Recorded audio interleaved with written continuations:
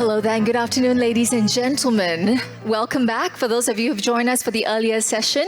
And for those of you who just joined us online or in the room with us, welcome to the Plenary 2. And of course, this is part of the International Safety at Sea Conference. We'll be talking about the proactive use of data for maritime safety. Well, based on the data that I'm picking up from this room, most of you are excited to learn and to get on with the program. So thank you for making time to be here this afternoon and spending time really to, not just to network, but also to make sense of, what are some of the relevant information that's coming up for you in this annual conference. Now that said, ladies and gentlemen, we will be starting off this session with our first presentation, and that will be about the data quality for safety learning culture. But please allow me to tell you more about the speaker that will be joining us on stage. Now, he holds a PhD in risk management and focuses his academic work on the impact of the vessel's socio-economic environment on safety as well as the environment. Now today he'll be talking about data quality for safety learning culture. Please join me in warmly welcoming the head of Maritime Safety and Environmental Administration from World Maritime University, Professor Rafael Balmer. Professor Balmer, welcome.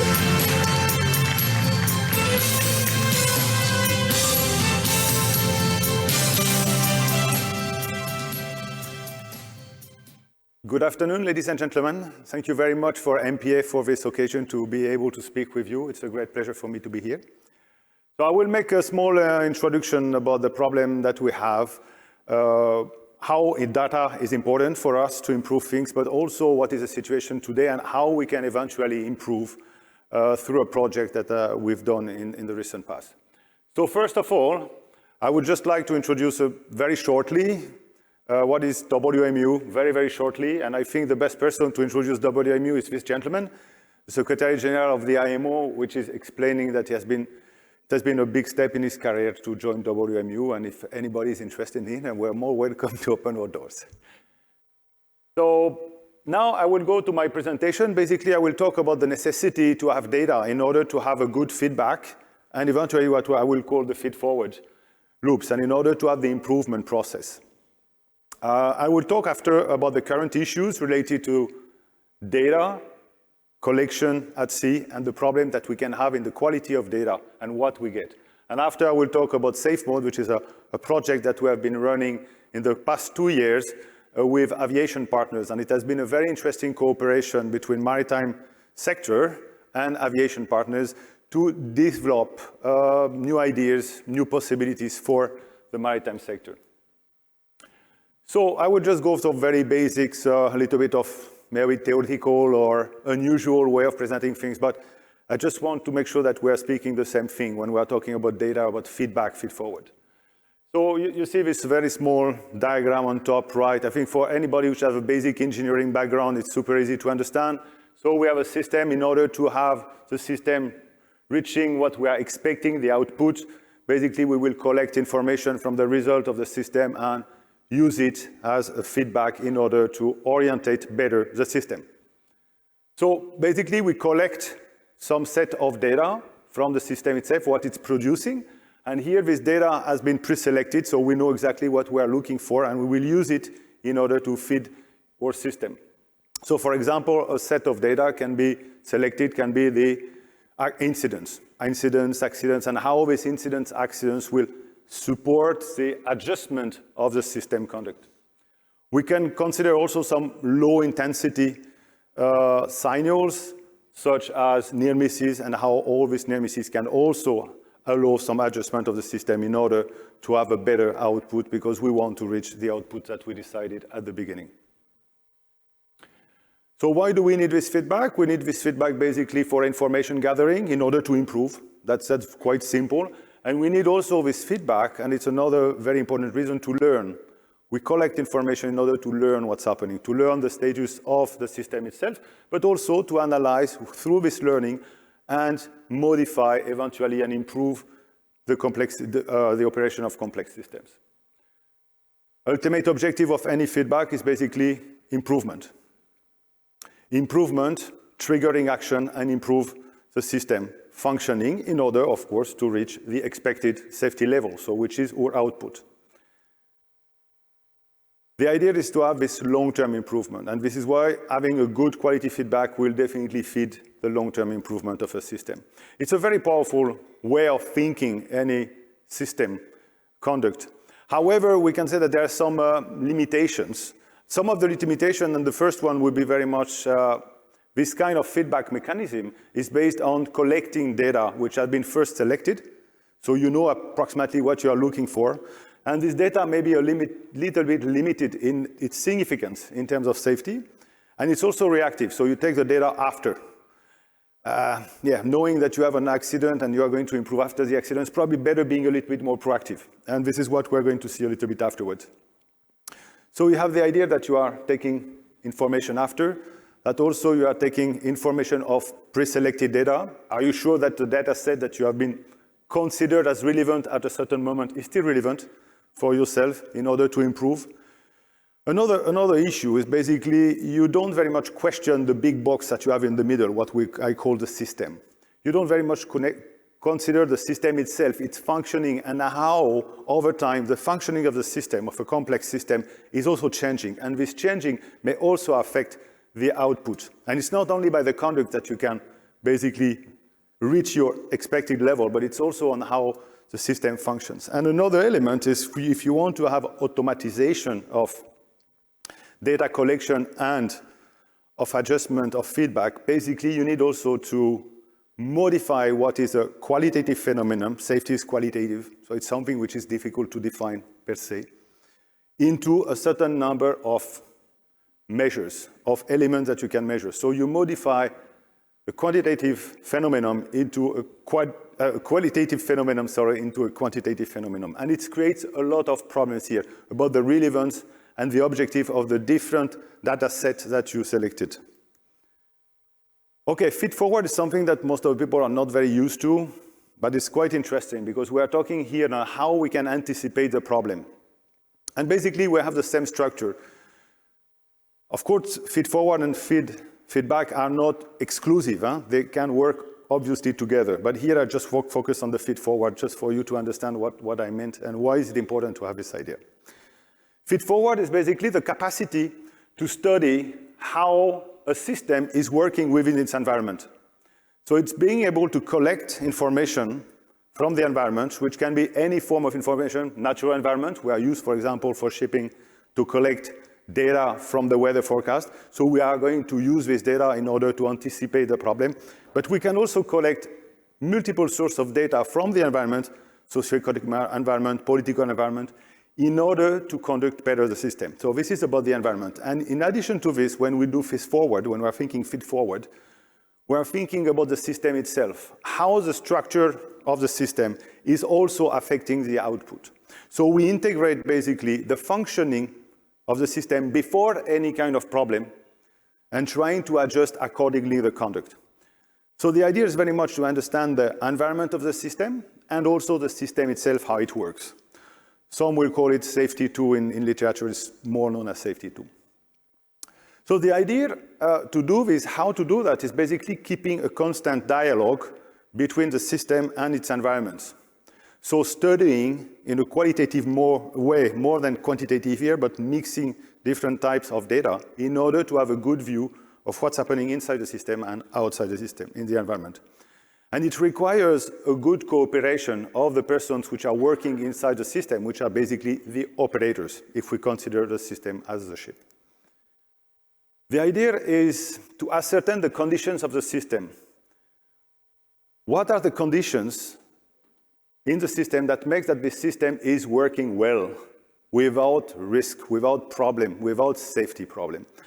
So we want to really identify how a system works well in order to be able to determine and to identify what are the elements or signals that can be the precursors or the evidence of a problem within the system and correct it before the system leads to an accident.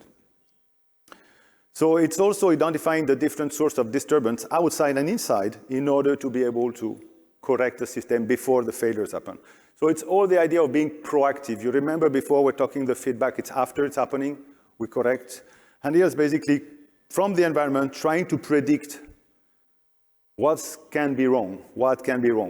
But for that, you need to know the situation. You need to have a very good understanding of how the system works and what are the elements within the system. And it's why here you need to have, in addition to quantitative data, you need to have a good qualitative data, a good analysis of what's happening. So the ultimate goal of Feed Forward is basically to anticipate, to be proactive, to prepare yourself for the future, to share the same agenda between the different parts of the system. And when I say the system, the ship, everybody sharing the same agenda, but also making sure that the environment of the system is sharing the same agenda, that we're all working together. And I think I heard several times this week the idea of cooperation, enhanced cooperation. And this is all the idea here. When we talk about the socioeconomic environment, we are talking about the company, we are talking about the regulators, we are talking about the verifiers, we are talking about the ports, and how all together we can work for a betterment, is to be able also to acknowledge the complexity of the system. And not thinking that the conduct of a system is something which is super mechanical.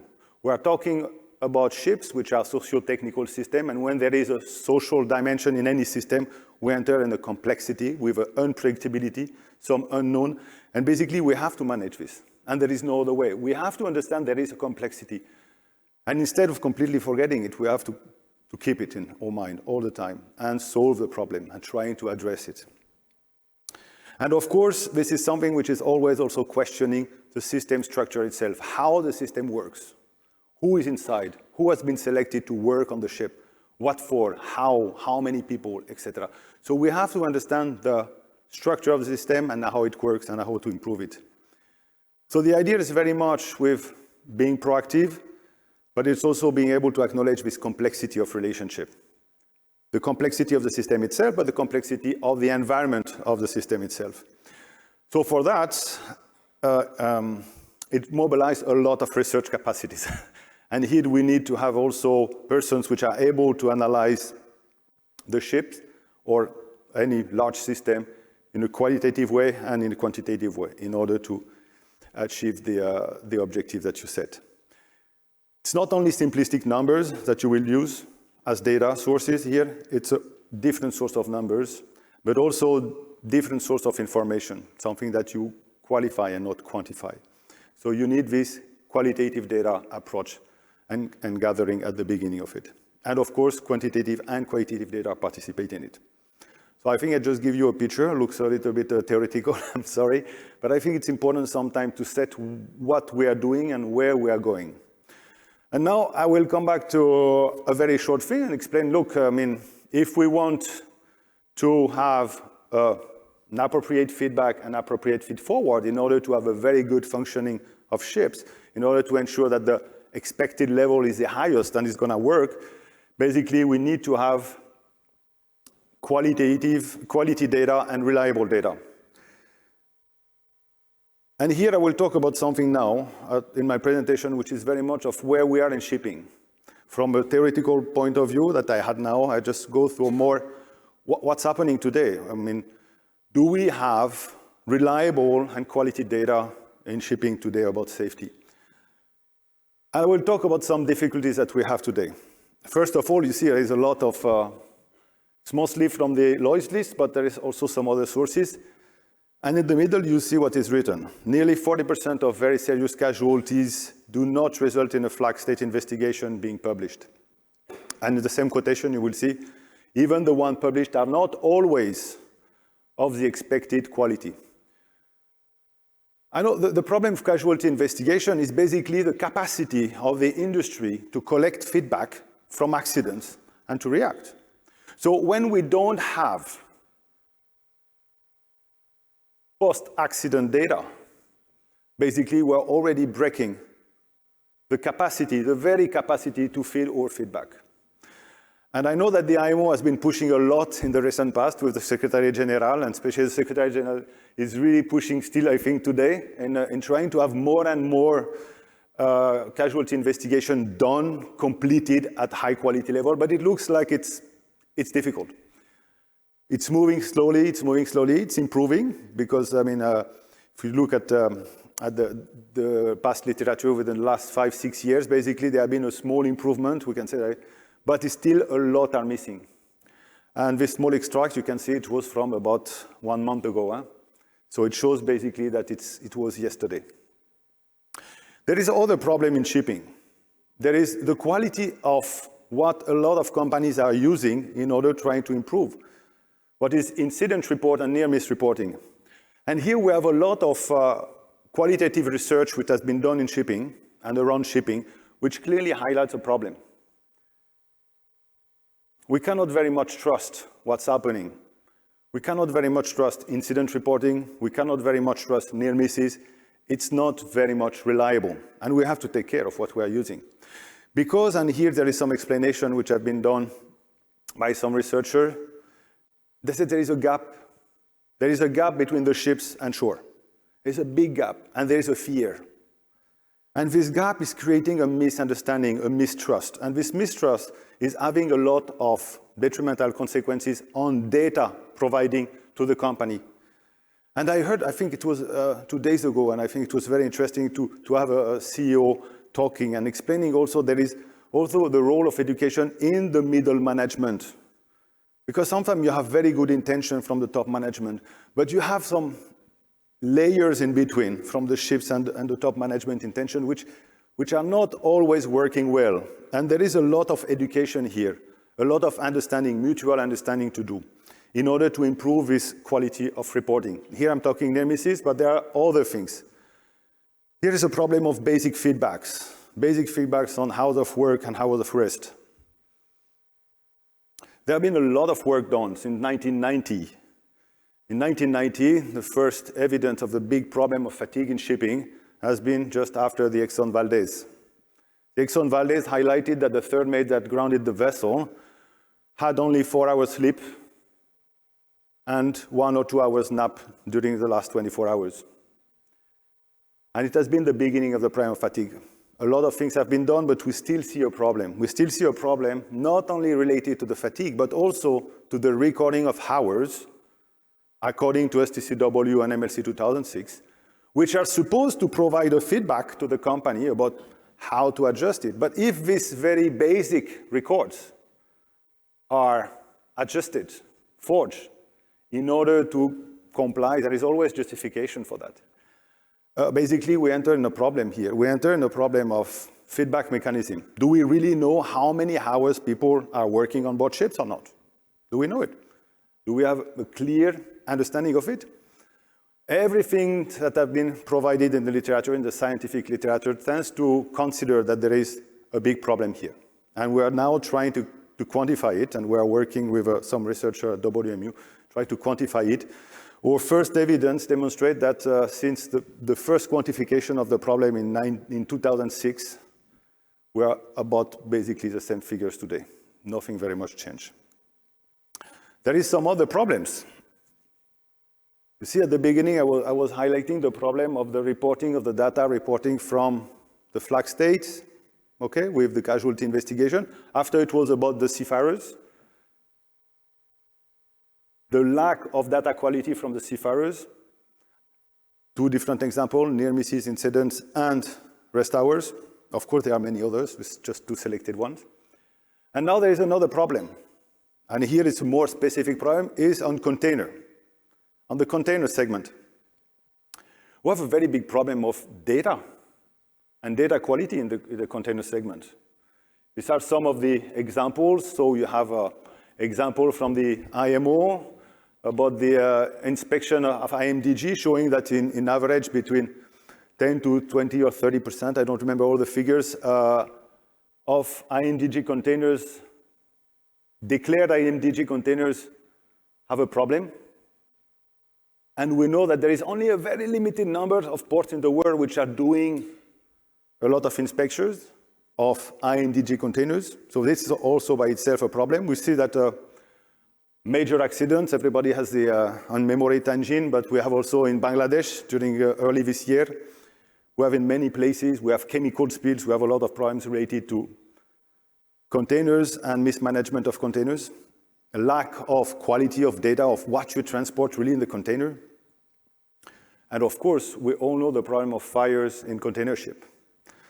But it's happening on container ships, it's happening in ports, and it's a very major problem. And last week, there was an interview, a part of the interview of Captain Raoul Khanna from Allianz Global Corporate, and this is what he was declaring.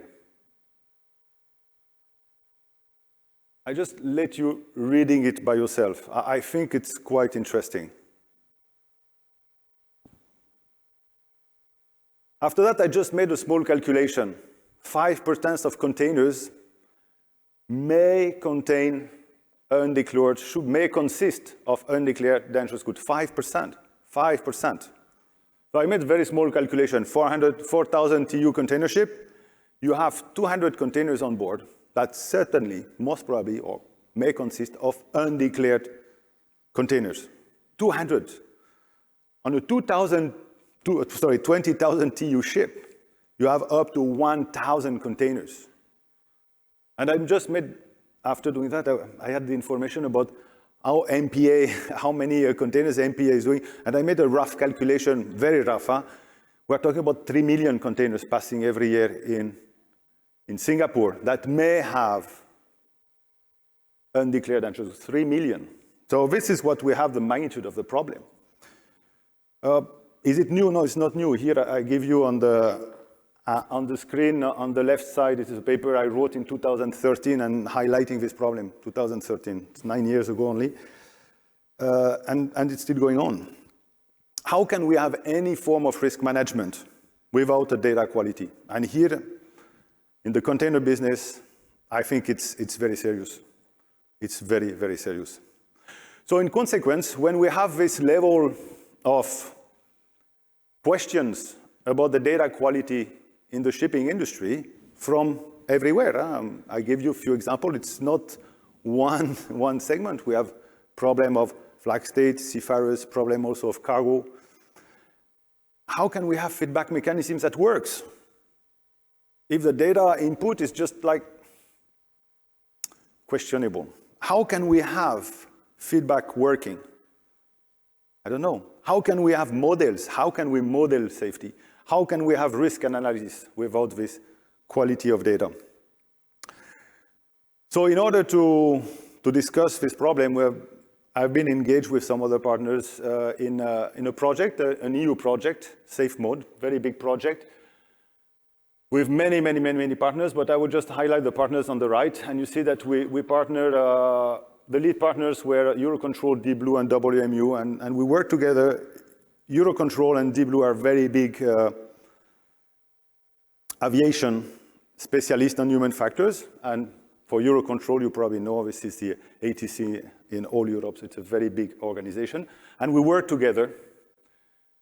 And of course, with the support of the industry, BIMCO, but also independent companies, CalMac, FastCat in the Philippines and CalMac in the UK, and also some different organizations, MCA, the United Coast Guard, EMSA, etc. OCIMF also, a very good partner. The idea was very much to discuss what's happening in shipping and to understand how the frontline operator can provide data better. How today the data and the quality of data is provided by seafarers, but not only, you will see, and how to improve the situation. And it was very interesting to work with aviation partners because they have another approach of the world. They have other views. At the beginning, it has been quite a lot of friction because we don't understand the same thing. From when you are pure maritime, you tend to see the world in a specific way. When you are pure aviation, another way. And you have always this temptation, especially from aviation, say, yes, we are the best, so we will explain you what is safety. You don't know anything. It's not happening like this. Everything is compromised. Aviation people have to understand that safety in shipping, and shipping in general, is not aviation. We don't have the same constraints. We don't have the same regulatory framework. We don't have the same elements, and it's completely different. But we learned a lot, and it was very interesting. And we came with an interesting work, and the idea was to identify the problems and propose a way forward. And we came with the idea of trying to push forward a kind of safety learning culture in shipping. This is not a perfect work because this is a study that we want very much and we're interested in developing with more partners.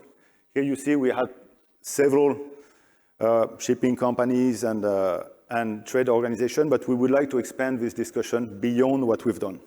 So this is what we assessed. And mostly we had interviews, and this is not the maritime people. And this was also very interesting. It's not maritime people, us, that were having the interviews with these maritime experts.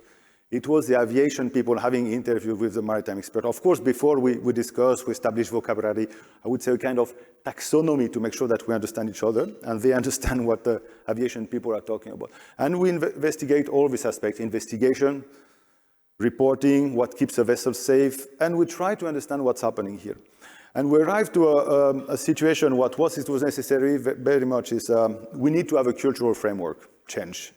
And we need to have a culture which is facilitating reporting and learning.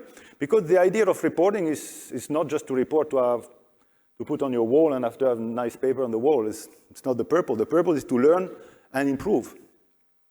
And basically, this is where we are. We have to think about how we can learn better, from the data that we have, and we can increase. So there is this report that we have submitted, this white paper, which is available online. And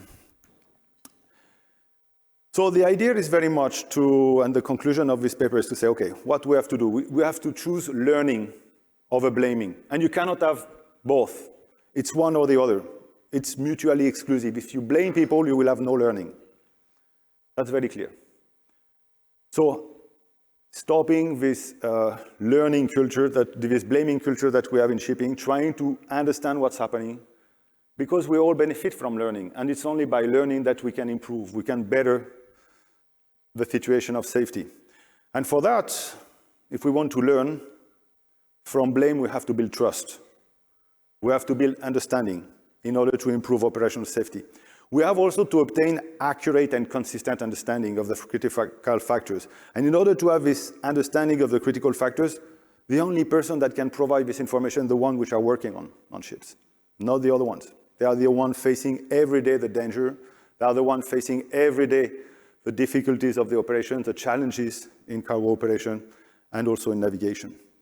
We have also to develop a systemic accident prevention strategy. This is very much here typical, I would say, aviation types of wording, but it's very interesting in aviation because they don't think anymore as the plane something isolated. The plane is part of a complex network of interaction.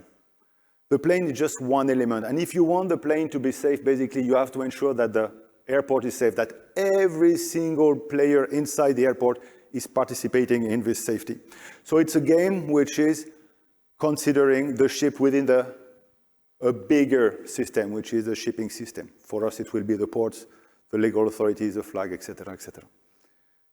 So learning occurs basically at all levels, and it's very important to understand that learning is not only the seafarers which have to learn. We hear very often education, education, education. I'm in shipping for more than 32 years, and this is what I heard for 32 years. But is it only seafarers that needs to be educated? Probably not. We had just a recent discussion with the Rear Admiral, and he was saying how important it is also to have the management also understanding what's happening. I think this is elements which are very important. So in conclusion, what we need in shipping basically today is reliable data. We can always think about data. Data is just a word. Reliability of data, quality of data, meaningfulness of data, validity of data. They are very important. It's only when we have these basics that we can really move forward. And we have to focus on the realities and not a fiction of the reality. And we have to take care of very simple indicators.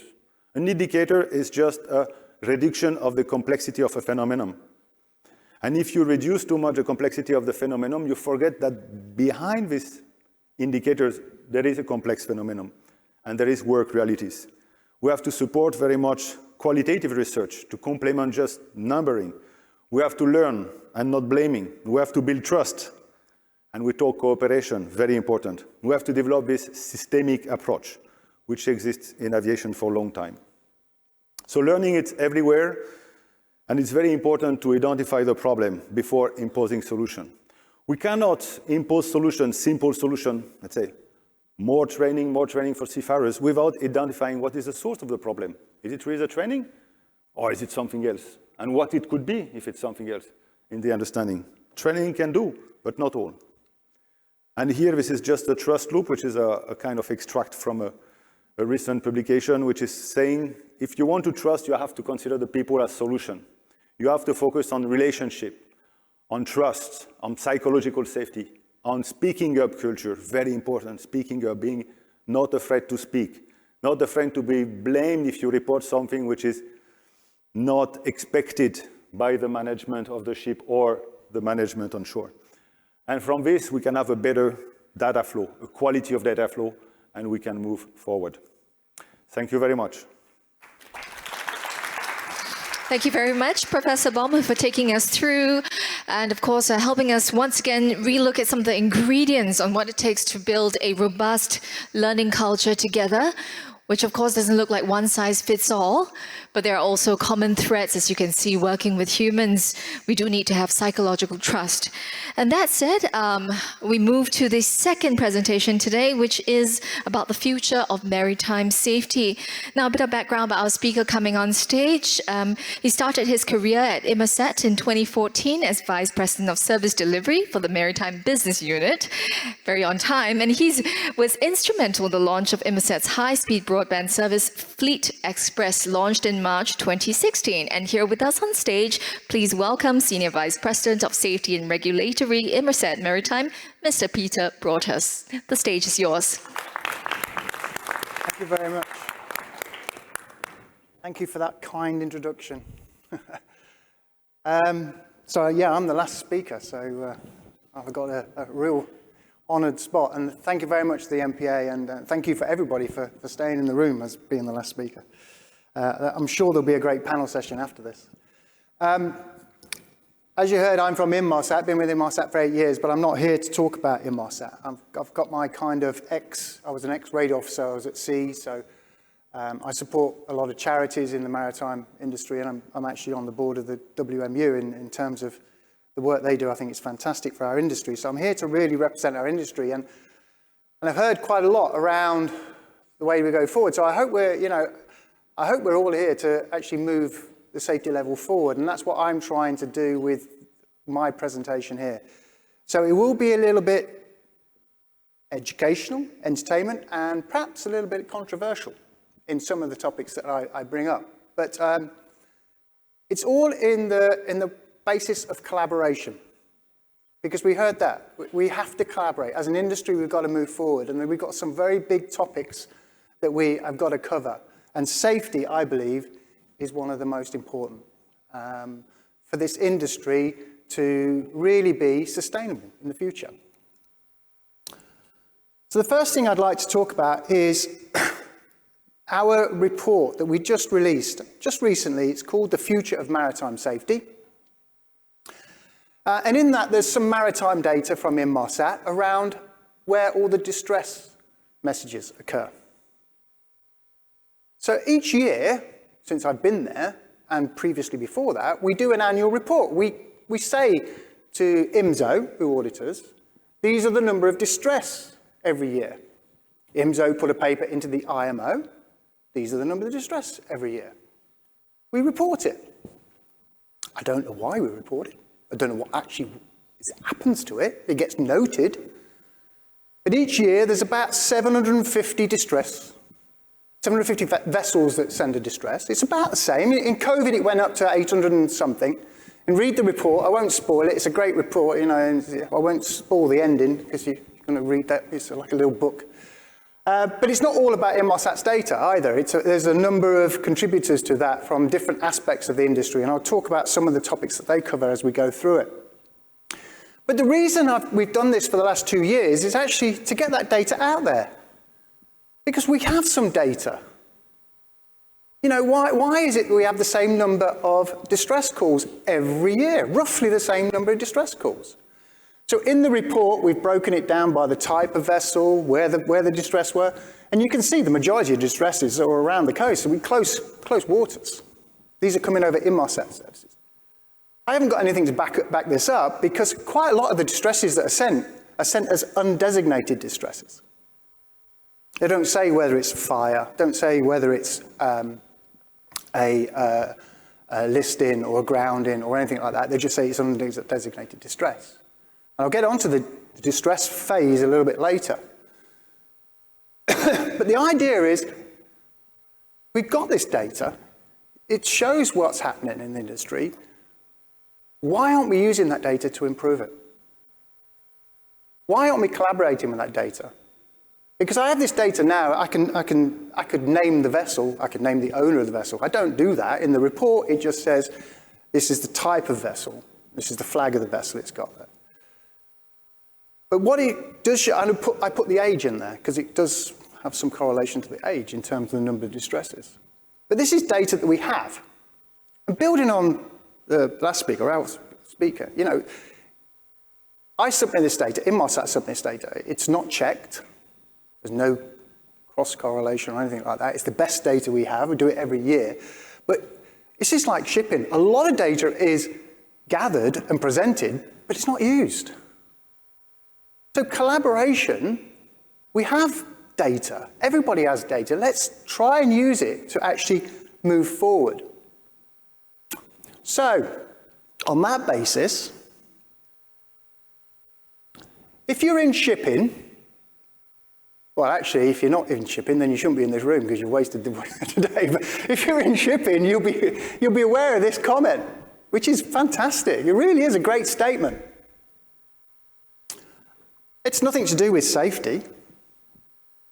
But this, in an industry term, if you listen to read the 4 disciplines of execution, if you want to change something, the first thing you need to do is make a wildly important goal. That is a wildly important goal. That's got people's attention. You all know this, but that has really got your attention. This says, going back to, again, the previous speaker, culturally wise, as an industry, we have to change. First thing you need to do, and if we want to improve safety, first thing you need to do is create a wildly important goal, because that aligns people. That now means we're going to have to measure something. And that wildly important goal, I don't know whether this is how the IMO set it, but it does say what we're going to do. Now, it implies we're going to go and measure our greenhouse gases, because we've got to reduce them by 50%. And it implies that we're going to do carbon intensity. We're going to have to measure it. So we are going to have to start measuring it. That's the second thing you do in the 4 disciplines. First one, set a wildly important goal. Second, measure it. The third one is the lag indicators. So every year, I expect, or every 5 years, whatever, we're going to go and measure this and see where what we've done. But doing something, not doing anything, will just mean we're at the same place. So the fourth thing is the proactive bit, is the lead measure. What are we going to do differently now,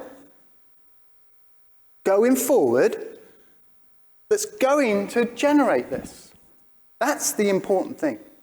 This is very aspirational. It's the right thing to do, but we still need to have those lead indicators. We need to say, over this period, we're going to do X, Y, and Z. And we saw from Knut's presentation about the change in the fuels and over the periods and things like that. We need to be able to say we're going to make these changes, and in that period, the change will occur. And we won't be surprised when we measure it again that the change has happened. That's how you change a culture. That's how you change an industry, because this is incredibly powerful. And I applaud that the IMO has been able to come together and do this and get that statement out there. And I hope that we can achieve it. So on the basis of that, what's wrong with that?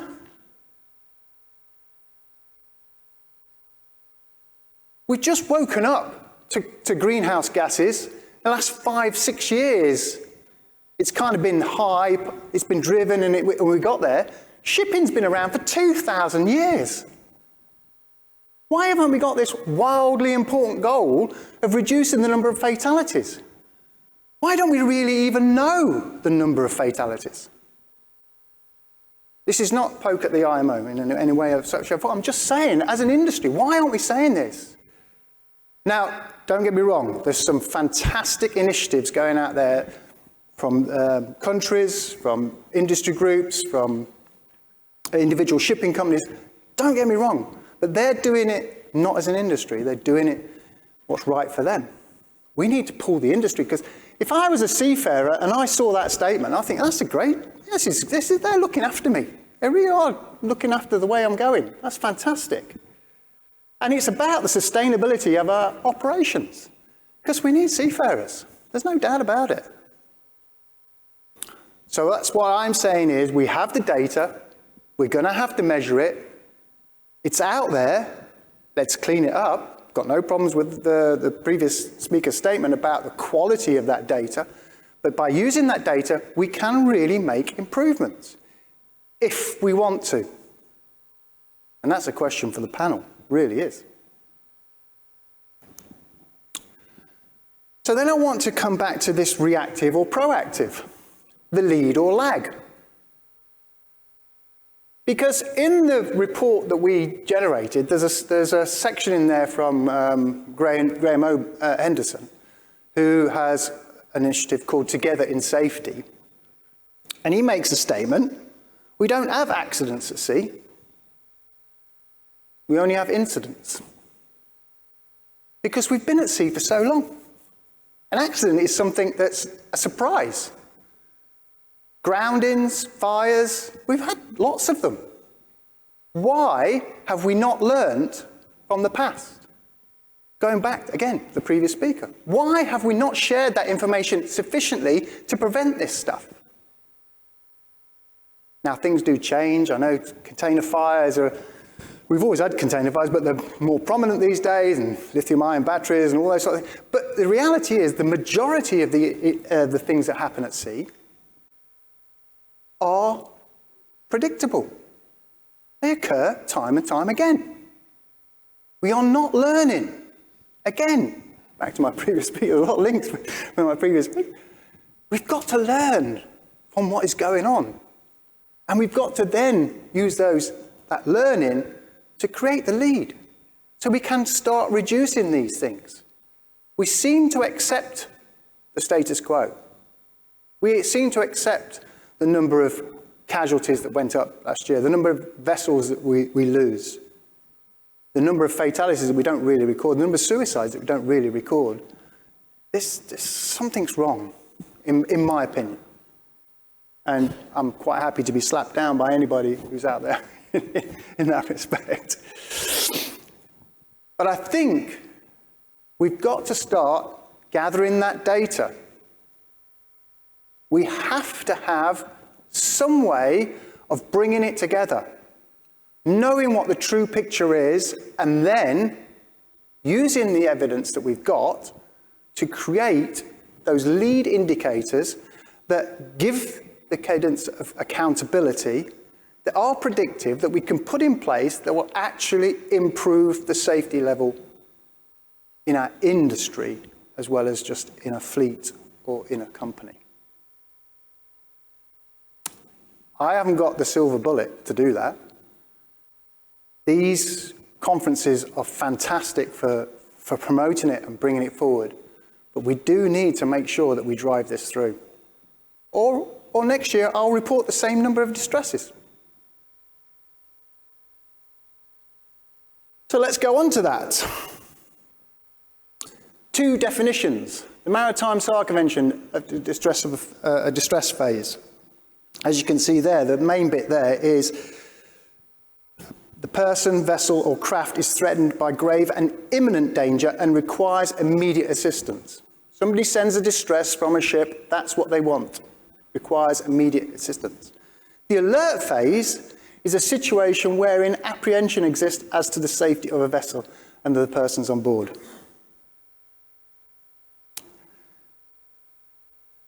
Inmarsat has distress, urgency, which is the alert phase, and safety messages capability. Nobody sends an urgency message. Hardly anybody sends it. When a vessel catches fire, it goes into an alert phase. Small fire, engine room fire, for example, takes on some water, goes into alert phase. Hatch cover snap, go into alert phase. Listing, alert phase. Grounding, alert phase. We see distress. Captain doesn't report alert phases. It's reported on board, the sensors that tell the crew there's a problem, but nobody else knows. And again, back to my previous speaker, reporting of that is very poor. You don't want to report it because there is this kind of, I might get a slap, or the captain may get sacked, or something may happen. So they work through the alert phase, gets to the distress phase. On the cases that we follow up with the distress phase, it's a very short time between pressing the distress and the crew abandoning the vessel, or even the vessel foundering and sinking. Really at the last minute. That's not a very good safety principle of the way we work, unfortunately. If we're going to go to maritime autonomous surface ships, MASS, the alert phase is where it all occurs. Can't allow it to get to the distress phase. If an autonomous ship has a fire on it, the alert phase, you can't wait till the distress phase. We're going to have to do that. And if we're going to do that in the future, we should be recording that now. And we can record it now, because it occurs. Sensors go off on the ship. That data is there. Again, it's not being reported very well. It's not being collated very well. But it's occurring. If that data didn't go off, the sensors didn't go off, tell you what's going on aboard the ship, then you wouldn't have an alert phase. So we need to start thinking about this alert phase. We need to start thinking when an anomaly occurs. That's what's happening in the Global Aviation Distress and Safety System, GADS, which is the equivalent of GMDSS. If an anomaly occurs on an aircraft, air traffic controller is informed about it. Doesn't mean that the aircraft is going to crash or anything like that. It's an anomaly.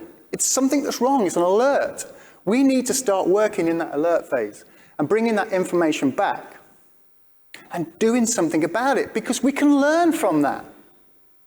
We can learn why did a fire start? Why did the watertight doors not close? Why did all of these things where sensors are giving us feedback? We can start using that data to improve the situation. And we have to have a little bit of a change of mindset around that. So I will talk about one thing that Inmarsat has done, which is kind of aligned with MASS, and we call it automated safety.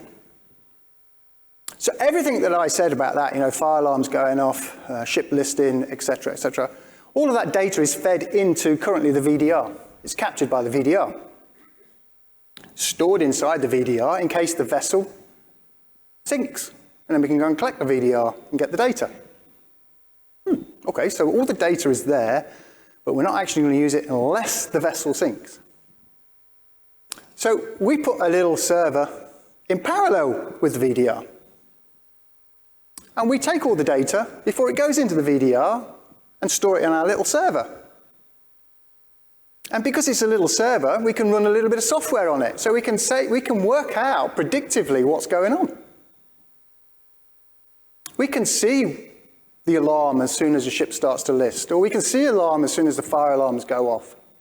We can be in that alert phase because it's telling us. And then what we can do is take that data from the VDR and we can put it in the cloud. We can start putting it in the cloud now, during the alert phase, should we need it. We can start listening to what's going on the bridge. We can start looking at the radar targets close to the vessel, or AIS targets close to the vessel, which is the nearest vessel that can aid assistance. Because when we get to the distress phase, we might need to have some support for that vessel. All of this is possible today. It's not new technology. It's possible. It can be done.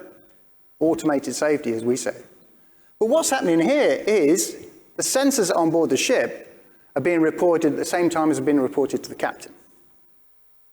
So we have a bit of a conflict of interest now about how and who has this data. Because now we've got transparency of exactly what's going on board that vessel. And who should have access to that? Should it only be the ship owner? Should the ship management company? Because we can put all that data in the cloud, as Inmarsat, and anybody could have access to it. Marine Accident Investigation Bureau could have access to it. Port State Control could have access to it. We don't control who has access to it, but that's the reality of where we're at. And if this is an autonomous vessel, that data is going to have to go somewhere. Because even an autonomous vessel, let's face it, the environmental damage it can do should something go wrong is immense. So you still need to have some data coming back from that vessel. And you need to have that vessel data coming back in the alert phase as soon as the anomaly occurs, so that we can use that data to move it forward. So we've had this running for about a year. And some of the good things we can do about it is actually use some of the sensors to generate alert conditions. So if the vessel's doing 12 knots and all of a sudden decelerates to 1 knot or 0 knots in a time period within a certain time, that's a grounding. That's hit something.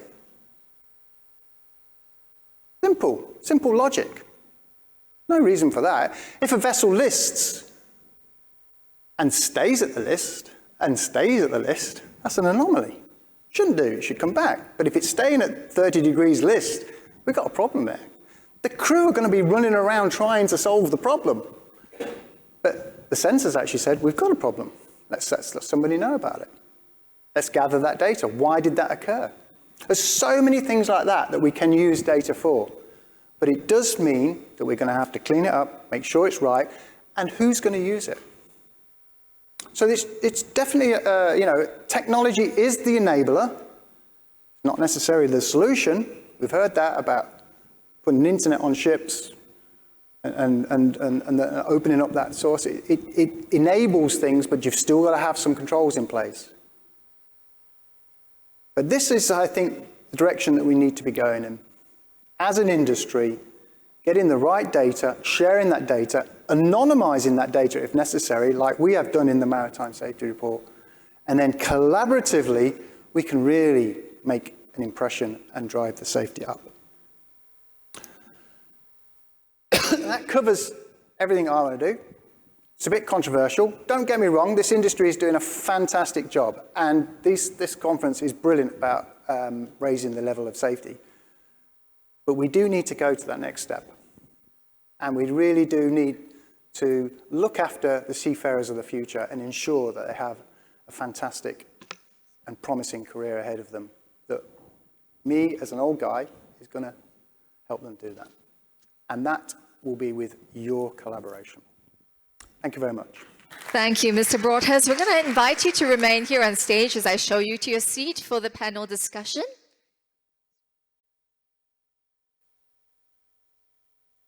And at this juncture, as we prepare ourselves, I'm going to be inviting the panelists to join us. Professor Rafael Balmer, come on up on stage. We're also inviting Rear Admiral Jacques Revere, the head QSSE Asia Pacific CMA CGM, Mr. Jamie Ramsamy, the head of HSSEQ Thom Group, Captain Ritesh Chawla, Senior Manager for Marine Safety and Vetting, Rio Tinto.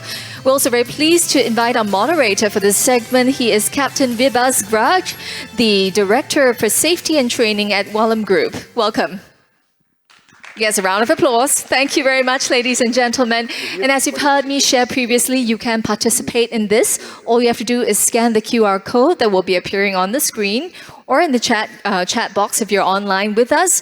And you can log on to Pigeonhole at www.pigeonhole.at. If you don't see the QR code, you can always log on and enter the event passcode at Safety at Sea. All right, we'll waste time no further. I'll be handing the time over to our panelists and over to you, Captain Vibhas, to take us through this panel session. Thank you. Thank you, Carissa. Thank you, gentlemen, all of you being here. Thank you for the lovely presentations, Peter and Rafael. Good morning, good afternoon to everybody out here, as well as globally who are watching us. It is an honor to share the stage with such esteemed panelists, some of whom have traveled a wee bit to come here. And I couldn't have hoped for better experts on this subject, really. So thank you to MPA for organizing this. When we were actually thinking of this topic in the National Maritime Council, we were pondering whether we have done enough from the point of view of technology that the Senior Minister of State spoke so much about yesterday in the opening for safety. We have all been in the ISM world for 30 plus years, and we have all tried to run safe ships, of course. But in my opinion, I think we are still at the calculative stage of safety. If you look at the Hudson's ladder of safety culture, we do think that we are proactive, but are we really proactive? And we have spent quite a bit of training dollar. We have spent a lot of resources in trying to make our industries safe. Have we really achieved it? And then, of course, we thought in the area of technology and data, the vast amount of data that is available, and all of a sudden, after the pandemic and the technology advances, it seems that we can probably start using it to our advantage. And that's where then the thought came, whether we can actually attain that proactive stage using data for safety. Many of our operators, many of the industry actually are, I'm not saying it's, when I say calculative, not everybody is in that stage.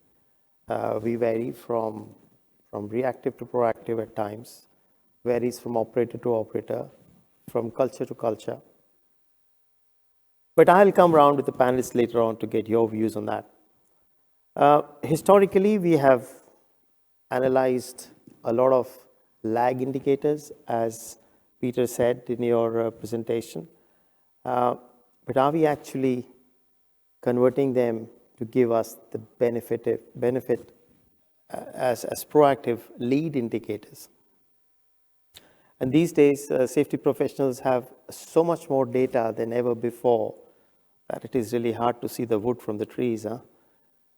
But what we will discuss today is whether it is time to start looking at how this data can be made to work for us. In this plenary, we will discuss about what Peter and Raphael have said and what Jax, Jamie, and Ritesh are doing in their organizations, how we are actually trying to use data to be more proactive. And let's see how we can make it interesting. I'm hoping for a lot of questions from you, even from some planted few of you. So, but first, let me start the discussion with a question that we sent out to this to all the registrants for this plenary. And it was a very simple yes/no poll. And it is, of course, do you believe that data can be used to positively drive an improvement in safety? Yes, as you can see, 97%. No, 3%. I think those who say no probably have not understood the question. Can it be used to drive data safety? I think certainly yes. But what was then asked, which is not there on the slide, was a little bit of an open question. If yes, what are you doing? What data are you using to get a proactive safety culture? And if no, why not? So what I saw from the various options that were listed in yes actually surprised me a bit, because most of the audience answered in accidents, incidents, near misses, audits and inspection findings, behavioral-based safety data, claims data, AIS, VDR, EGDIS. Fine. So we get this data. I have been managing this data for 40 years. Can I claim to be in the proactive stage? I don't think so. We are still having KPIs in our systems for near misses, 8 near misses per month, 4, 5, 6 near misses, whatever it is. We know the quality of our incident investigations is probably not where it should be. Root cause analysis. With all this, it's quite evident that those who have actually answered yes in this are collecting data. But are they using this data proactively? And that's where we start the discussion. So let me start with Ritesh. In Rio Tinto, I'm sure you're doing a lot with this. What do you have to say about how can you use this data for proactive safety culture? Thanks, Vibhas. Look, before I start with that, I'll give a very quick introduction on what Rio Tinto is, and so that the audience has a chance to put our comments into perspective. So in Rio Tinto Marine Logistics, we are a critical supply chain partner to our mining business in Rio Tinto and our customers. We have a vested interest in shipping because we own 17 vessels, and we have a fleet of over 230 vessels on charter at any given time. Our key focus with our shipping portfolio is to ensure industry-leading safety, environmental, and operational standards, and not just on our own ships, as well as ships which are on our charter. Now, talking about the subject, I think the quick and short answer is an absolute yes, but I'll spend a few more minutes just to elaborate what we mean by that. I believe in today's digital age, data has come to play a pivotal role in how we do business and how we manage the risk associated with that, not just for ourselves, our employees, but as well as for our customers, partners, and anyone associated with our supply chain. Now, in our shipping portfolio, we have been using data for quite some time now, but that has essentially been around figuring out the causes and contributing factors after an incident has already happened or a lapse has occurred. Now, this lag indicator, as we call it, is exceptionally well in identifying controls which allow us to put measures in place so that the incident does not occur again. But it is certainly not without its limitations. And the key one which stands out for us more often than not is that the one contributory factor which ends up being used the most following an incident is human error, which, of course, is something we have evolved to not agree with, because the way we look at it now is that human error is not a cause, but it's actually a symptom of an error which occurred somewhere else. And that's the kind of thinking which is pushing us in a direction where we want to see evolution of systems which go beyond just looking at human error for safety risks. So it is exactly for this reason we started some work in that space a couple of years ago. And a big thank you to Maritime Port Authority of Singapore and for their Maritime Cluster Fund under Innovation, where they are supporting us with this digital tool we have under development. We have come to call this digital tool as SAIL, which is an acronym for Safety Assessment with Intelligent Learning. And what we are looking with that digital tool is that instead of just focusing on the lagging indicators, right, we need to evolve our thinking beyond that and look at, are there any risk-influencing factors? Like these are the states or conditions which attribute or create safety with a system or process, and use that to identify latent failures, which is the chance of something going wrong, so that we are in a position, along with our shipping partners and our owners, to put controls in place before that failure actually happens. Now, the big challenge when we were working on this, we realized was that in shipping, it's really very hard to find risk-influencing factors which are measurable, directly measurable.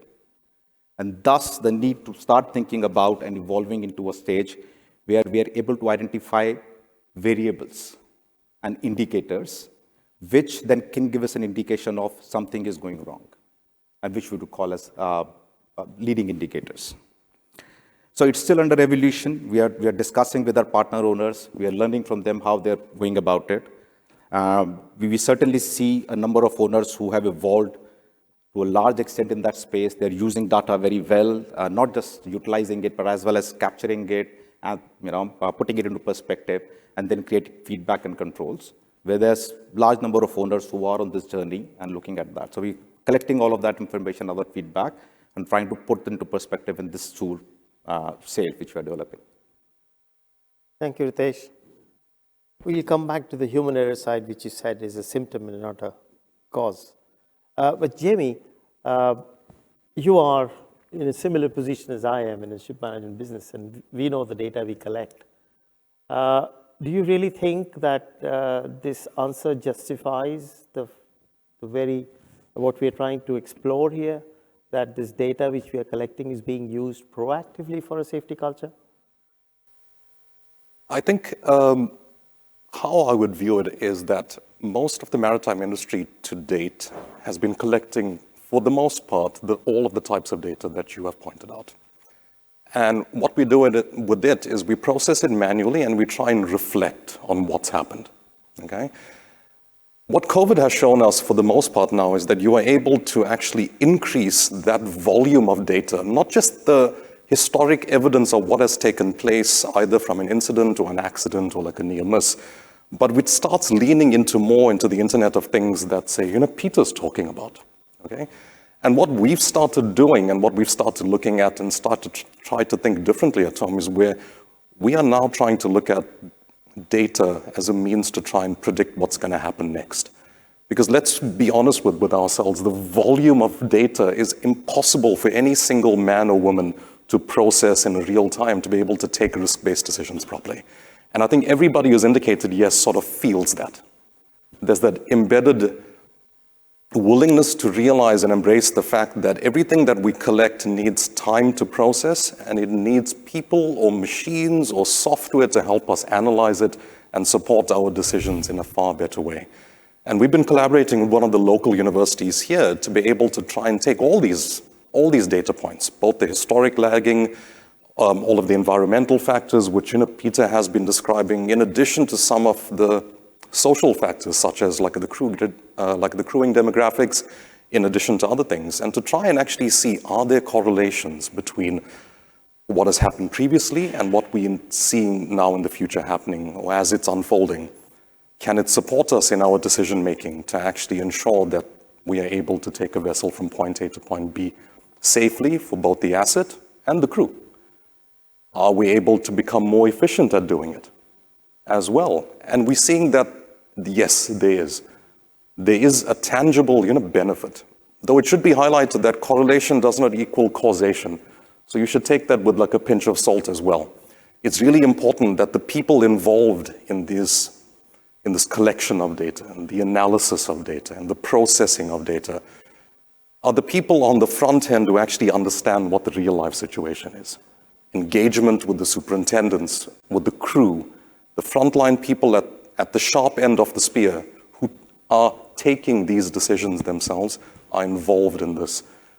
And it's very important to stress upon what Peter and both Raphael said. It's that whilst everybody says 97% of people say yes, it's very important that whatever we do, there's a certain quality and repeatability towards all of it. Thanks, Jamie. Jax, you are a little bit up the food chain compared to me and Jamie. With so many ships, CMA, CGM, sure you're collecting a hell of a lot of data. What do you have to say about how you're using this data in your company? Well, just to describe you in 2 words what is CMA CGM, and you're going to understand probably better what I'm wanted to say. So CMA CGM is a global supply chain company. We operate 600 vessels, roughly, a little bit less, and we own about 300. So yes, it's key. I mean, it's really key. And you asked earlier about how is the shipping industry? Is it good? Could it be better? Yes, it's pretty okay, but I really think, because we all have the same data, that the number of accidents, the number of things is too high. And like you said just earlier, how can I cannot accept having casualties. I come from another world where casualty is not possible unless it's wartime. It's not wartime, so casualties cannot be. So we have to do something about it. So the first way we use data is that we have done that assessment. And then we use the data roughly in 3 manners. The first thing is to understand exactly where we stand. And I agree with what said Raphael. The quality of data is key here because simple facts that somebody is on the 1st of September and somebody are September 1st. Stupid idea, but it happens very often. So the quality of data to understand where you stand. But it's not enough. Then you have to go more accurate to know exactly where is the problem. And so the first thing we have done, we have launched a safety campaign in CMA-CGM. And the first item of that campaign is to go deep into where are the problems and who is not sufficiently trained, where is the problem, etc. So the first thing we have done 7 steps. I'm not going to describe the 7th, but just to give you, the first step is exactly to know where we stand. So we are regularly assessing, asking the top 4 people, what are their safety level, etc. So that's the first thing, where do we stand? The second step is, of course, to analyze problems. Why do we have? And here, analyzing, I'd like to say that it's not an easy task because when you have a problem, people falling in the shower, for example, or containers falling, when you look at that, you see that the problem is there, but you cannot just use the ready standby procedure to analyze it. You don't know why it's happening.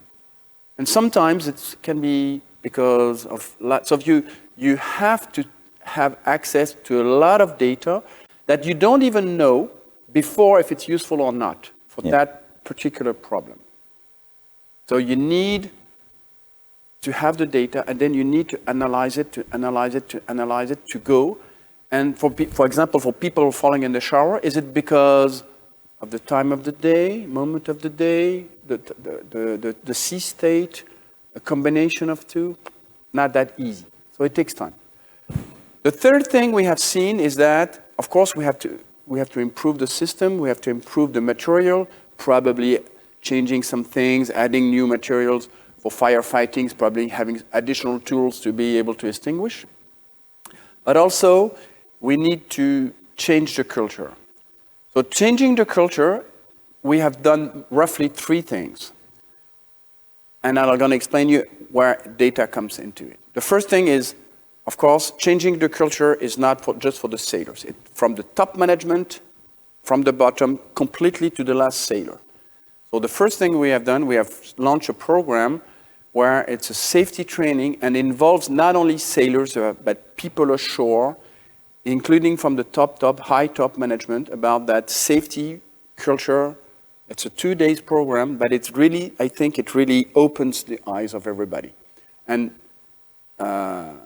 I consider that that's very important because I think it will change the mindset, it will change everybody thinks.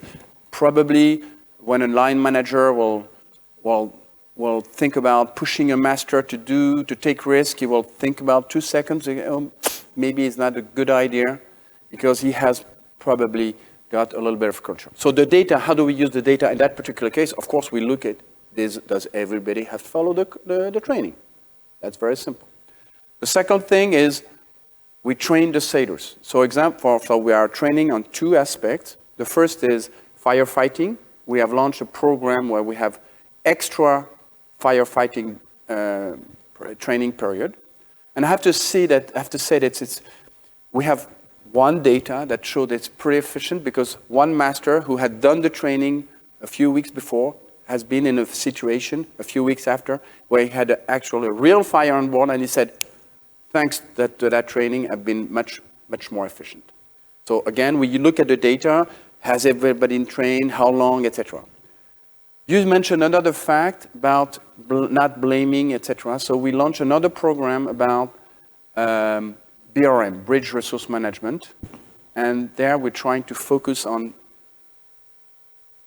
the way the people speak together.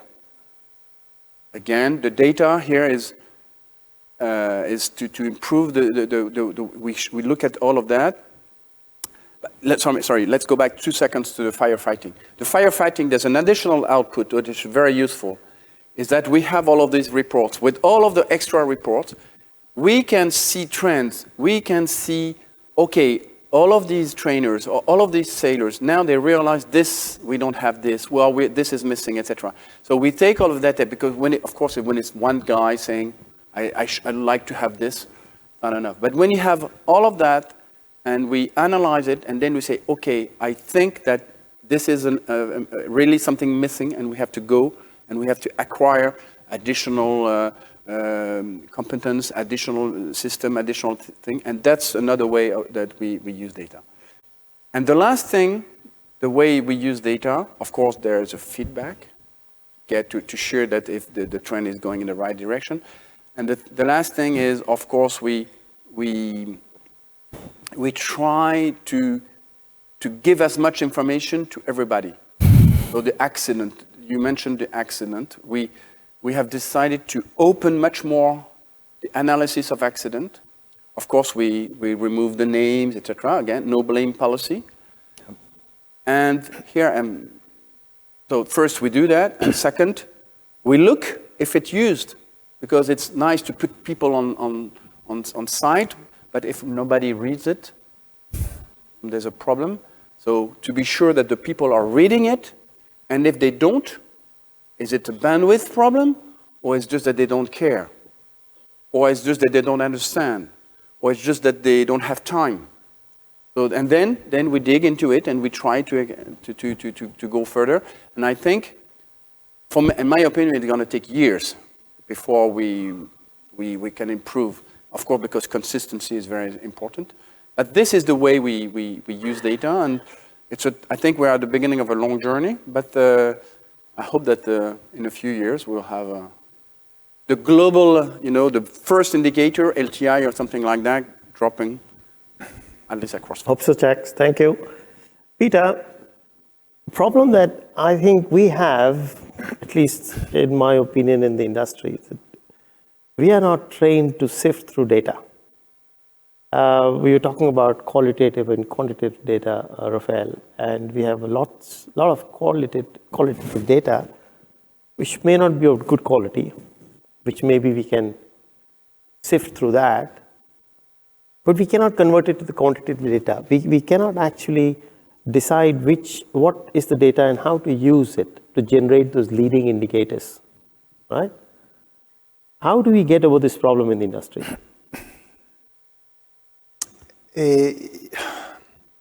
You're correct. We're all in this digital transformation, and it's easy to jump on the bandwagon of just gathering data. That's the easy bit. You can collect the data. It's what you do with the data that's important, and how you get that return on the data. Whether that's a return on investment for operational efficiency or whether it's for improving safety. You have to have a reason for wanting to have that data. There's no point in just collecting data. And so it sets off with that, what am I going to do? That's the thing you collectively, as a company or an industry or whatever, you have to have that statement that says, this is what we're going to do, because then that focuses the minds in the direction of what data I'm going to get. Because at the moment, it's very easy just to gather loads of data. Once you've got a good data set, then the analysis of that data set is far easier, especially if you are focused on what you're trying to execute against. Which is why I kind of put that, wildly important goal. This is why we're doing it. So I'm going to go and measure that. Once you're doing that, then you can really move forward. And I just come back on to Jax, because this is one of the things that I talk about. Communication. We've heard about communication. It's important.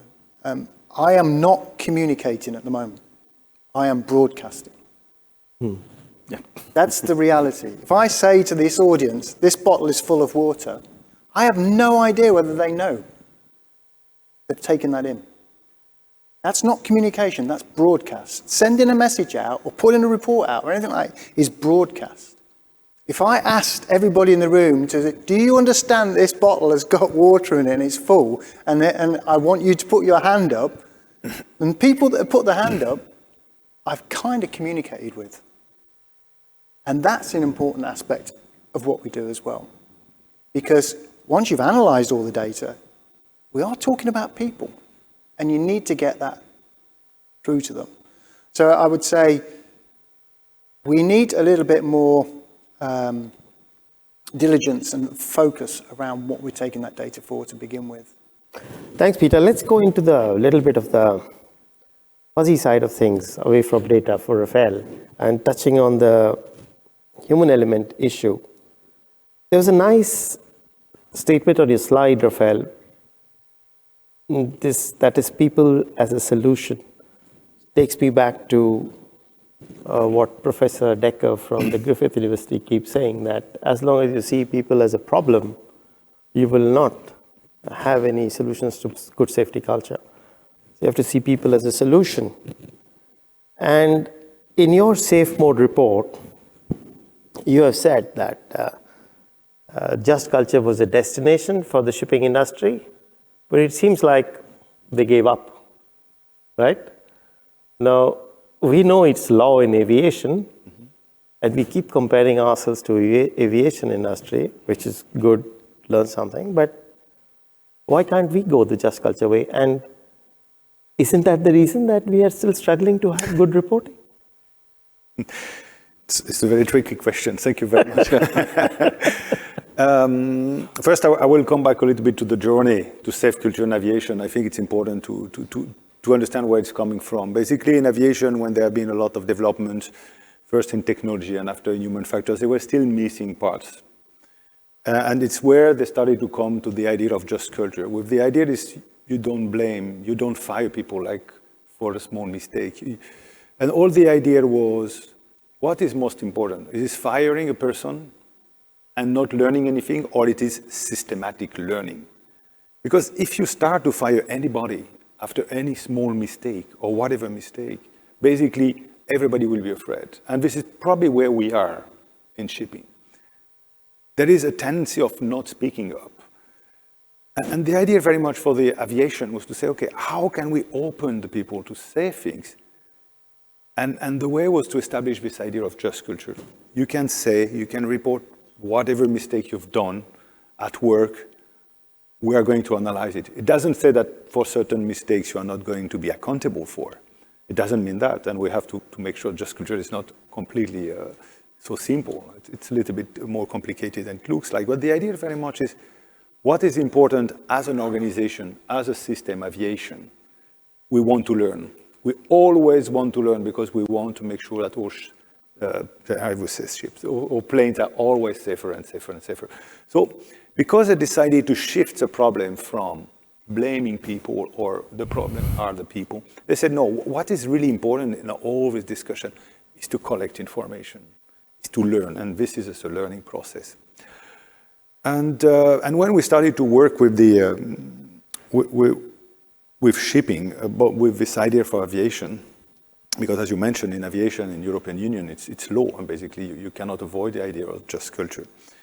When we started to discuss with the first person in Maritime, we just realized quite fast that it was difficult to understand the concept.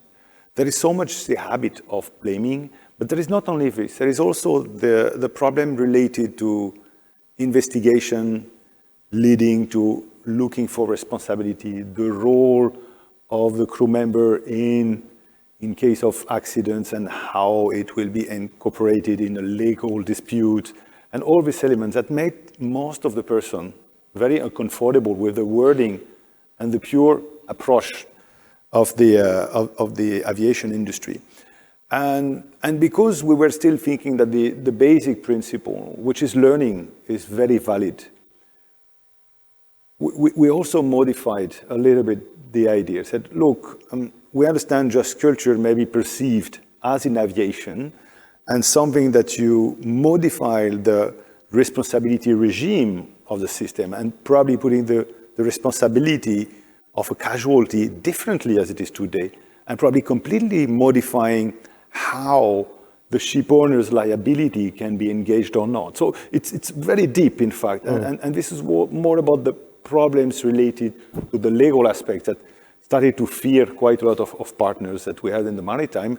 And we decided to see how we can still going in the same direction, but with a wording that will be probably less stressful for most of the maritime people, and also coming with a stance, look, we're not going to impose anything which is matching the aviation and not matching the shipping industry. Again, this is why this project has been very rich, I would say, because it has been a real cooperation.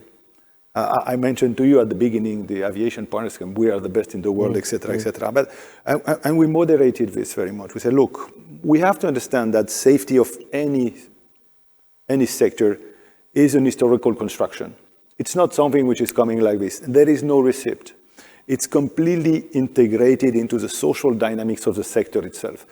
And if we don't understand this basic principle, we cannot achieve anything.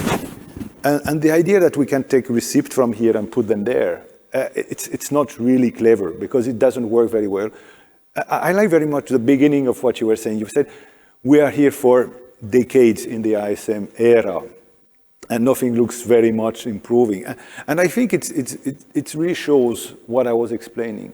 Because the ISM code, basically development, is inspiration is basically what happened in oil and gas, but also what happened in the quality insurance with the ISO system. And all this has been imported with the maritime sector without considering the legal regime, without considering the different and the complexity of interaction between ship and shore, without considering that a tool like this one can be used against safety and not for safety, because you multiply bureaucracy.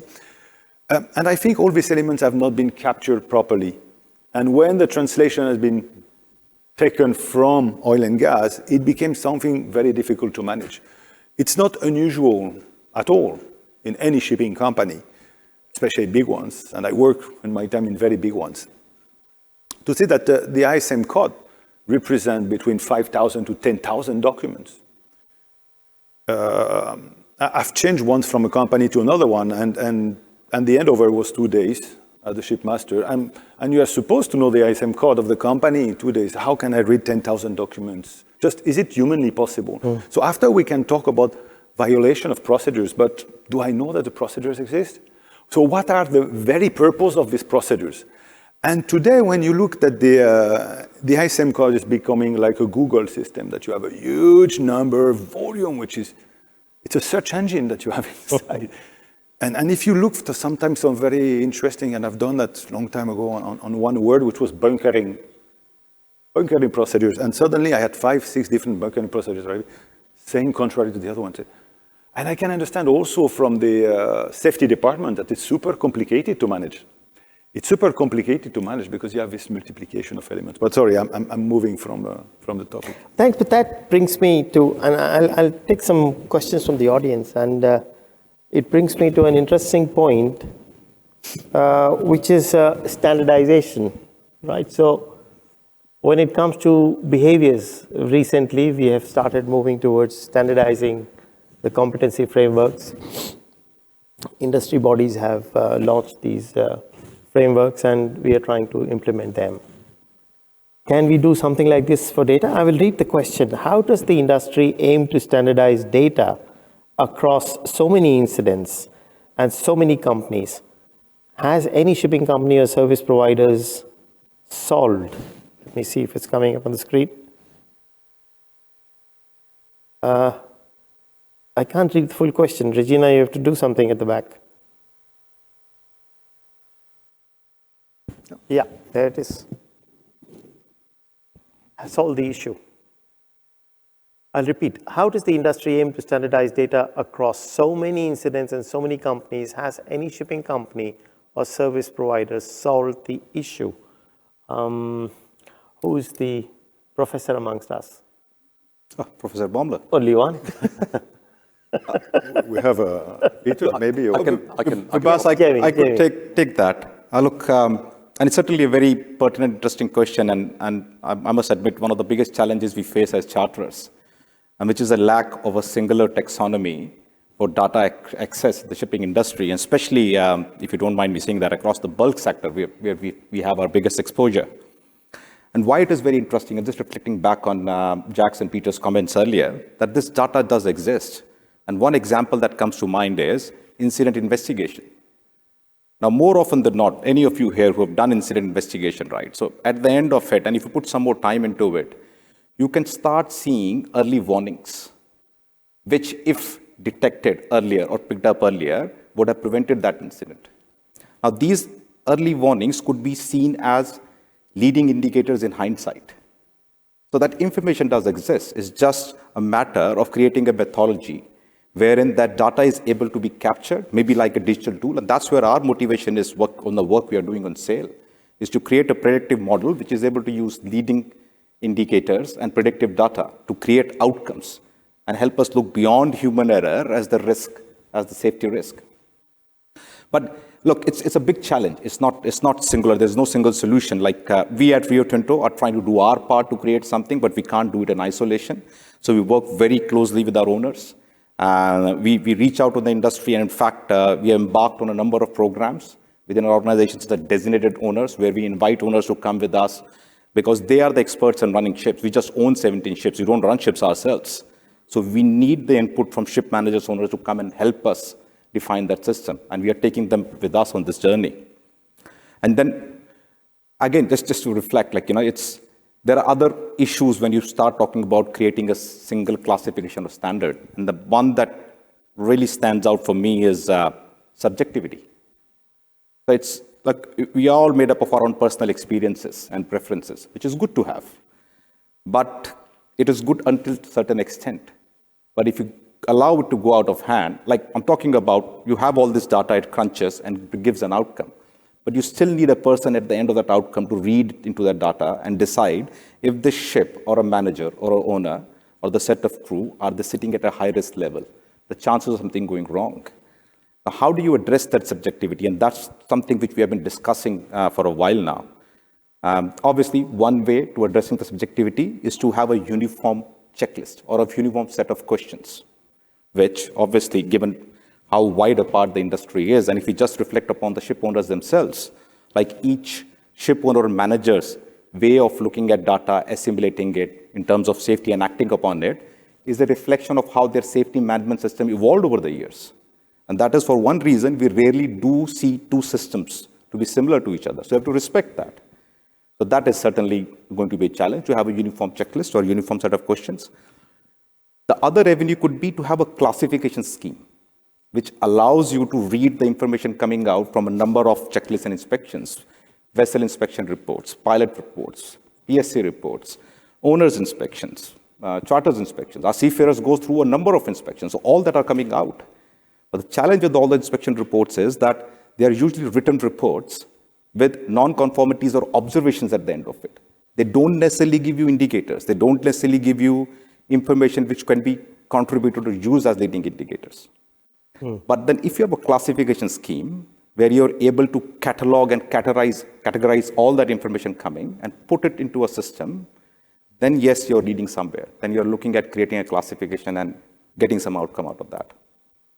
And one more point. And the other thing that and it's very interesting again, where we face challenges is that when we're designing this questionnaire or information, one of the interesting points that came out from the team was that we would prefer not to have a binary response. And that was very interesting. Go beyond a yes and no. And look, having a yes and no is definitely helpful. It's faster, it's easier, and gets you a response. But then it suffers from acquiescence bias. That is the tendency to agree, and which could certainly be a challenge for complex situations. So we are designing our safety modules and everything to have, wherever required, 3 to 5 responses, so that whoever is looking at that is able to give subjective information on that and just agreeing to be, to be. So the polling question was wrong. Sorry? The polling question was wrong then. Well, look, again, I'm saying not all questions, and see, I see what you're saying, yeah. Yeah, the core idea is to make it easier for our seafarers, not create something new, just utilize what is already being used and take it to our advantage and their advantage, and to be able to predict things before they go wrong.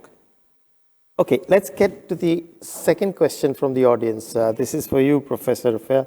Can you give us an example of a working forward feedback data model I mean, there is one that I would say everybody is doing normally. I would say just for example, when you're at sea, when you're a shipmaster or an officer, you are going to collect weather forecast information, and according to that, you will prepare yourself for what's going to be next. But there is also some other source of feed forward that we can have, and here we can engage more research aspects. And for example, we go on board the ship and we talk about rest hours, for example, say, what is the reality of your workload? What is the reality of what's happening? And here suddenly you will probably have voices which are going to say something extremely different than what the record says.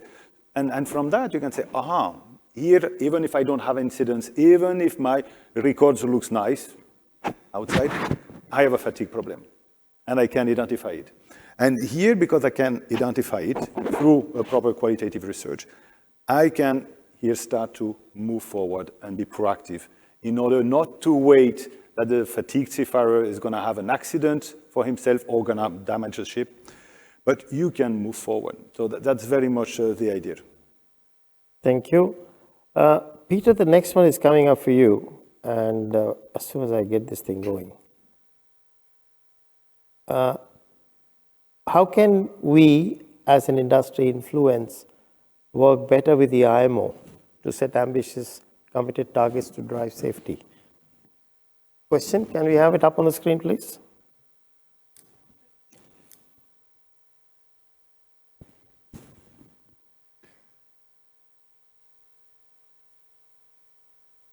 I'll read the question again. It's probably going to IMO. How can we as an industry influence work better with IMO to set ambitious committed targets to drive safety? I mean, you had that slide, which is of course fictitious, but do you think we need to take it up to IMO and set some targets there? I mean, I was being a little bit, controversial in that respect. I'm not signaling, kind of putting the IMO on the spot here. I think that if we're truly going to take safety to a limit, then it needs to come at a high level across an industry, like we have done with greenhouse gases. We've recognised that.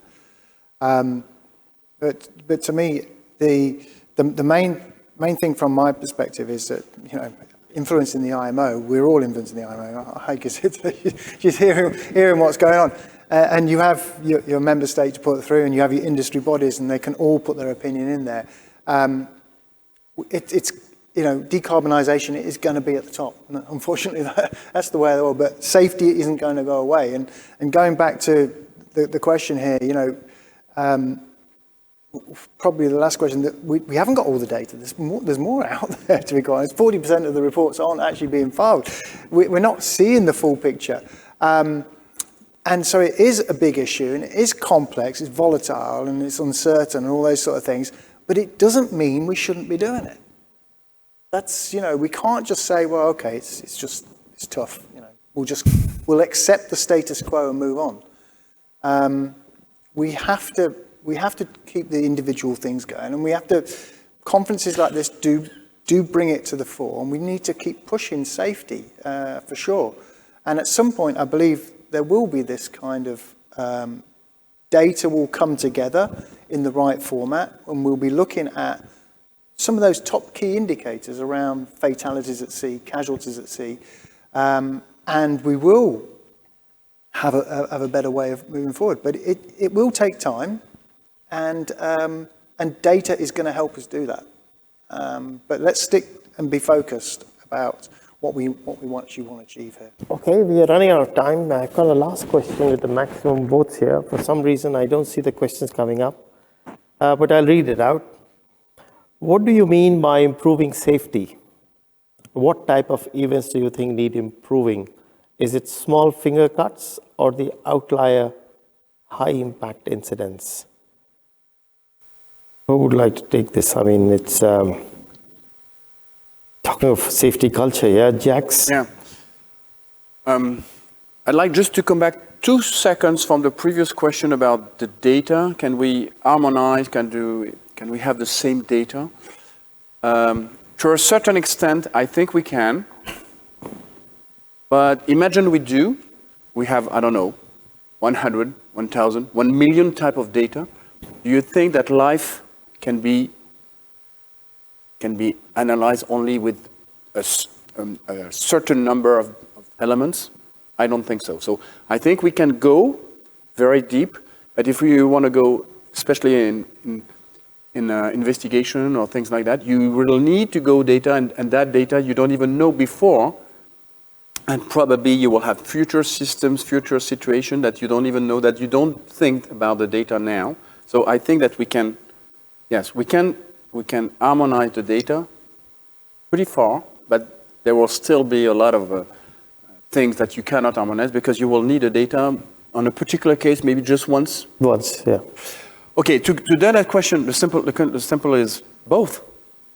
Finger cuts and grounding and sinking and fire on board. I mean, it's my daily job. I mean, it's as important. There's absolutely no reason not to take into consideration a finger cut because you concentrate on loss of containers, of grounding, etc. It's safety as a whole, and probably that if you look into deep, probably because I'm not a teacher or an academic, but I'm sure that if you improve safety of fingers, you will probably also at the same time improve safety of navigation, safety of handling containers, safety of everything. It's probably all together. Thank you, Jacques. I think it's time to run a poll just before we close the session. If I could have that poll over here, please, for everybody to answer, and then we will just have a couple of minutes on that and then close. The mid-session poll, which was a question to all of you in the audience, what would refrain you from strengthening data collection and analysis? Now, this is assuming that you said, most of you have said yes in the beginning. So hypothetically, if there was any barrier to collecting data, what would it be? Is that poll there on the Pigeonhole?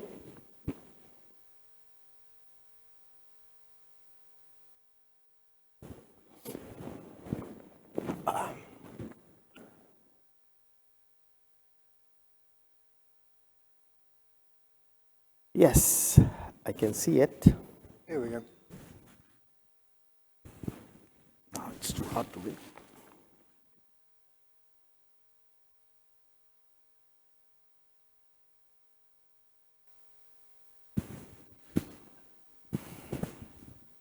So we have a majority saying what you two gentlemen were saying in your presentation, which is the quality of data.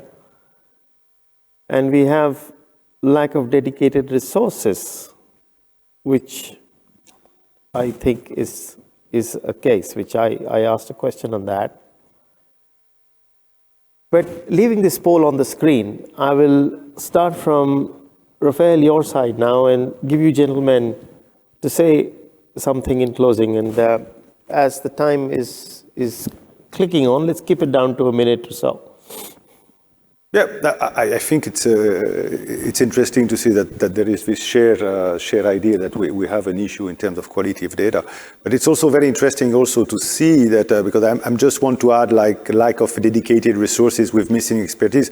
We say that also if you put them together, it's mostly about the expertise that the resource available to deal with data would come eventually number one. And that's also very interesting to see that probably there is a need also to invest in companies, in management, but also in shipping companies to probably consider data management. And probably by considering a pool of experts, or maybe working with university, partnering with research institute, with probably private research companies, maybe by building these research capacities, so this data processing capacity, you will also enrich the quality of data most probably, because you will have persons who are used to manage data and who will be able to identify and help you to identify where are the problems and to find improvement. So that's I think, very, very good sign, saying that probably by having this kind of additional capacity, you can also improve the quality of data. Thank you. Thank you, Raphael. Peter? Well, I fully agree with Raphael there. I mean, this industry has changed through COVID in the fact that it's taken on change. for the first time. It had to change, and it's been open to change. The business model of shipping works, and it got disrupted by COVID. It's getting people thinking now. Digital is going to be the future. I'm an analog guy. I'm not a digital. But the reality is digital is going to be the future. We are going to have to invest as a shipping company, as a ship manager, whatever, in digital techniques. Now is the time to start thinking about that. And instead of doing this scattergun kind of approach to data, let's be focused about what it's for. It can drive return on investment in terms of saving money, but it can also drive return on investment from a safety perspective, because a safe ship will also be a very efficient ship. So don't look at this as it's just a pure cost. There is a return on investing in safety. If you're going to run a business, you run it morally and ethically right for the people there, and you make it safe for them. And if it's in a safe environment, they will have that trust, and they will have that ability to flourish and move forward. And it also creates empowerment. And that's what you really want, where people are being very collaborative and talking about these issues and getting them out there quickly. As we heard before, which I fully agree with, conflict. If there is an issue on the table, let's get it out there, and then let's try and solve it together. Data is going to be that. It's going to be a trigger for that. So this is identifying that as an industry, we are a little bit behind where we perhaps should be, but now is the time to start looking at that. Thanks, Peter. Jax? When I look at those columns, I'm very, for me, I'm going to be very straightforward. The only way that I cannot use data is when there's no data. So an availability of data for me is the key challenge. When you don't have data, you don't have data. Okay, if you have the quality of data is poor, if you have lack of dedicated resources, okay, invest, put money, improve your quality of data, take decision considering the quality of the data. So of course you don't go, I call that fog of war. You don't have the accurate data, so of course you will take decisions in accordance to the quality that you have. But it doesn't. If you need 100% quality and you wait until you get it, you're going to wait for a long time. So for me, this doesn't prevent me from acting, from doing things. The only thing that I cannot do something about it is unavailability of data. If there's no data, there's no data. Okay. So for me, all of these things doesn't prevent me from doing things.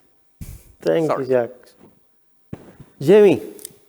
Am I allowed to interact with the audience for this one? Now, I think I might stray slightly into being controversial here, but I think this is indicative of who we are as an industry, actually. I think when we look at what we think we know about, data is actually quite a lot that we don't know about what it is, actually. There's a lot of other industries that have solved this problem. We seem to have not really caught on for the most part.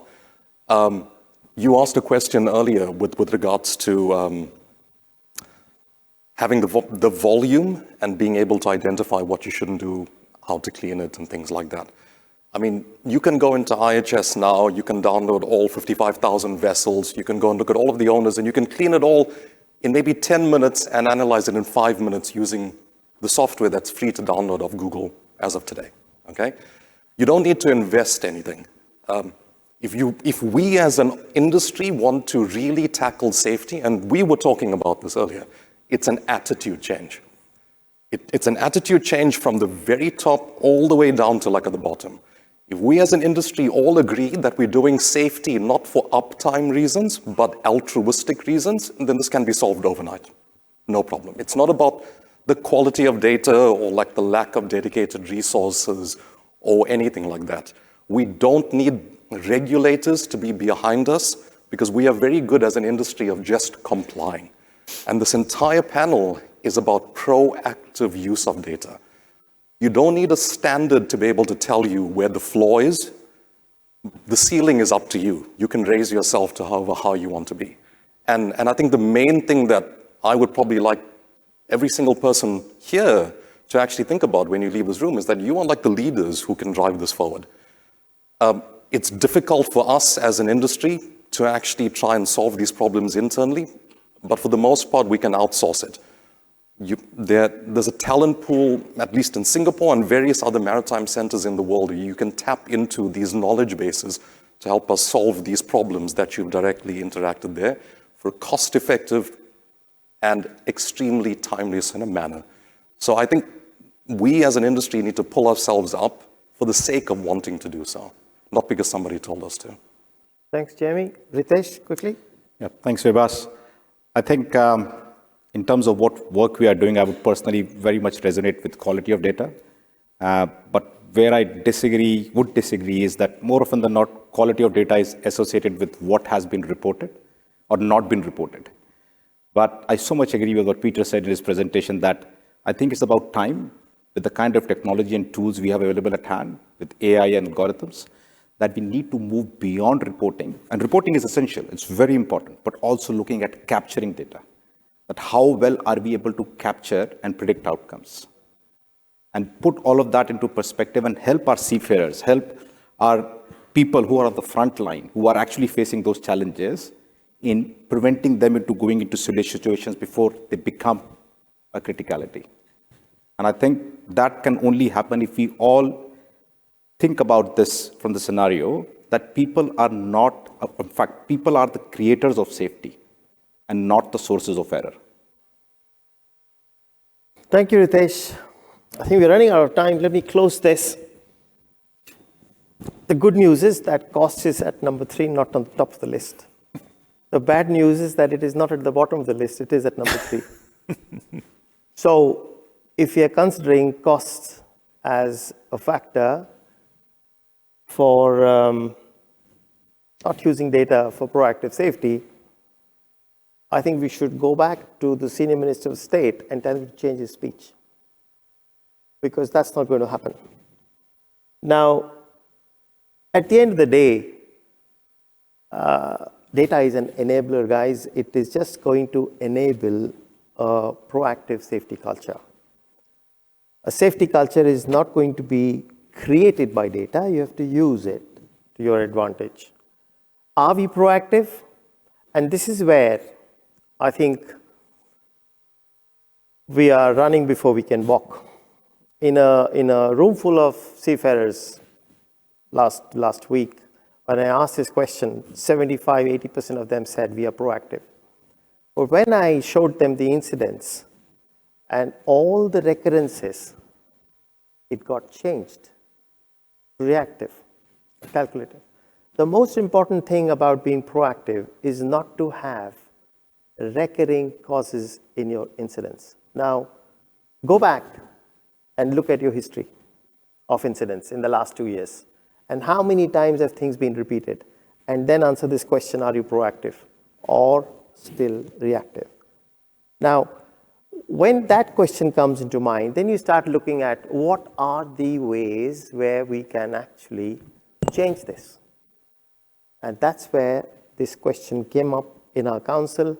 And we said, all right, let's start looking at safety, not just for the technical issues in the marine environment, looking at data for not just technical issues, but also safety. And that's why we're sitting here discussing this issue. So I think if I leave you with this thought that what we have said about data, it's there, the quality of data needs to be improved, and we need help in working with it, and that help is available out there. There are companies, there are software as a service providers, there are people who are assisting us. Rafael has given us an offer, right, from WMU. Yes, I will take you up on that, Rafael. But with that, I have to now say we are out of time. My magic clock has gone beyond the time allotted to us. Thank you very much for attending. Thank you to all my panelists. It was a great session. Thank you very much, panelists and our moderator, for that highly spirited dialogue exchange. I'm sure nobody was left high and dry. And I feel like we almost could have chili crab to continue this dialogue, right? Spice and heat, because I can feel the passion on stage. We want to take a photo to commemorate this moment together. I'd like to invite all of you to stand together, and to big smiles for our cameraman just at the center of the room.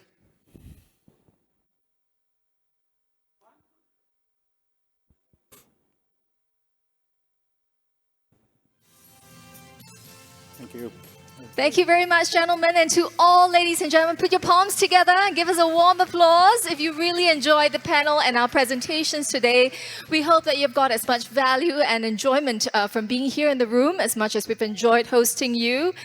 Before you leave, of course, I hope you turn to someone next to you and say, thank you for learning with me. Don't forget, we're not here alone. Yeah, we're in this together. So I hope you've made a friend in this couple of days being here in the room. Otherwise, more opportunities have opened up. You've felt the momentum moving forward. Now, before you do officially leave the space, I'd just like to broadcast once again to help us fill in the quiz. We'd love to have you participate. So just scan the QR code and you could stand a chance to win the Amazon gift voucher. At the same time, if you haven't done your feedback, please do that for us as well. And standing here, I'd like to say on behalf of our MPA Organizing Committee, who's worked really hard, thank you all for being a part of this. You've been a great audience on site and online. We appreciate it and we hope we've given you the value that you expected attending this week here with us. Thank you. My name is Carissa Seat, wishing you a wonderful evening ahead. Enjoy your time here in Singapore. Thank you.